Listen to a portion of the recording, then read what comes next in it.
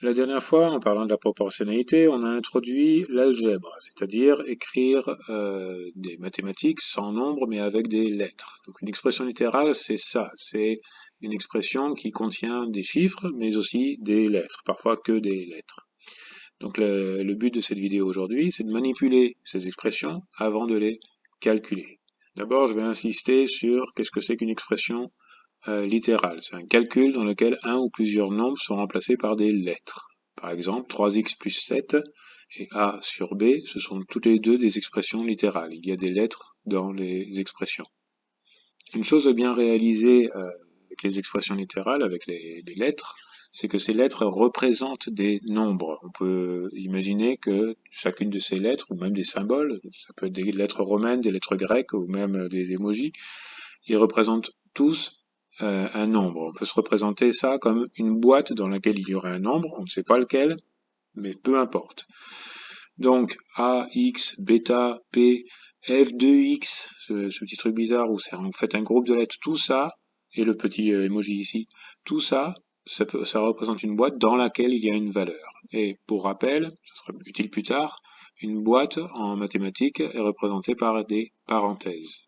Comment est-ce qu'on peut utiliser une expression littérale? Bien, par exemple, si notre expression littérale c'est 3x plus 7 et qu'on nous donne x est égal à moins 2, eh bien on remplace le x par moins 2. Comme vous voyez, je remplace pas simplement la lettre x, je mets le moins 2 entre parenthèses, parce qu'encore une fois, le x c'était une boîte, et comment est-ce qu'on représente une boîte en mathématiques? Avec des parenthèses. Donc 3 fois moins 2 plus 7, ça fait 1.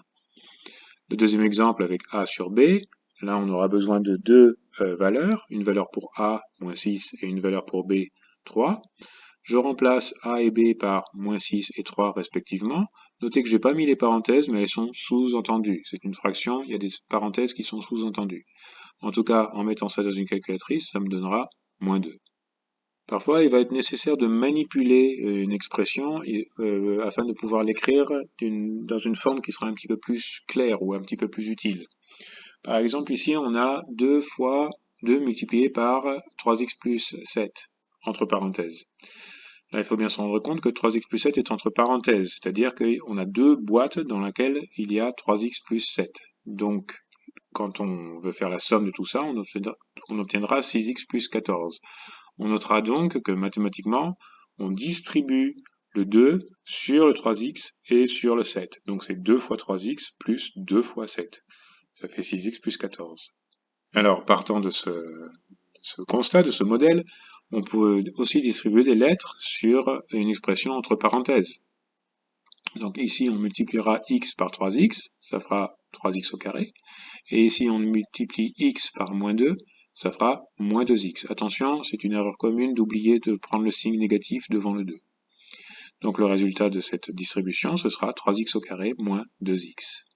On peut aussi distribuer un quotient ou quelque chose dans le dénominateur. En effet, il faut se rappeler que une division, c'est l'inverse d'une multiplication. Donc, divisé par 2x, c'est la même chose que multiplié par 1 sur 2x. Si je distribue 1 sur 2x sur 3x, je vais obtenir 3 sur 2. Et si je distribue 1 sur 2x sur moins 2x au carré, je vais obtenir moins x. Et le résultat est 3 sur 2 moins x. Alors un petit rappel pour expliquer ce qui s'est passé dans la slide précédente. 10 sur 10, ça fait 1. 3 sur 3, ça fait 1. N'importe quoi sur le même n'importe quoi sera toujours égal à 1. Donc 3x sur 2x, on aurait pu l'écrire 3 sur 2 fois x sur x. X sur x, c'est donc égal à 1. Et 3 sur 2 fois 1, c'est juste 3 sur 2. Alors on peut aussi distribuer un groupe de variables et de constantes sur un autre groupe. Donc de quelque chose qui est entre parenthèses sur quelque chose qui est aussi entre parenthèses. Mais à chaque fois, il faudra distribuer chaque chose qu'il y a dans un groupe sur ce qu'il y a dans l'autre groupe. Donc ici, on va distribuer 2x sur le 3x, mais aussi sur le 7y, donc 2x fois 3x plus 2x fois 7y. Et enfin, on va distribuer le moins 3 sur le 3x, moins 3 fois 3x, plus moins 3 fois 7y. Et ça nous fait 6x au carré plus 14xy moins 9x moins 21y. Alors parfois, quand on fait ce genre de distribution, on peut regrouper certains termes. Par exemple, quand on distribue 3x moins 2 sur 2x plus 4, on obtient 6x au carré plus 12x moins 4x moins 8. Il se trouve que les 12x et les 4x, on peut les regrouper parce qu'ils sont 12x et 4x, c'est juste un nombre de x. Donc 12x moins 4x, on peut le regrouper et écrire 8x. Par contre, on ne pourra pas regrouper le 12x sur le 6x carré parce que 6x au carré et 12x, c'est pas la même chose, c'est pas le même type, c'est pas le même x. Alors si on peut distribuer, on peut aussi faire l'inverse, factoriser. La factorisation, ça consiste à trouver un nombre qu'on peut sortir de l'expression et mettre cette expression entre parenthèses. Par exemple ici, on sait que 6x plus 14, c'est la même chose que 2 fois 3x et 2 fois 7. On trouve un facteur commun entre 3x et 7, c'est 2. Donc on peut sortir le 2 et mettre le reste entre parenthèses. On pourrait faire l'inverse, 2 fois 3x, ça fait 6x, 2 fois 7, ça fait 14. Alors évidemment, il n'y a pas que des nombres qu'on peut factoriser, on peut aussi factoriser des x ou des variables. Donc, on reconnaît dans un premier temps que 3 et 15, ils ont quoi comme facteur commun? 3.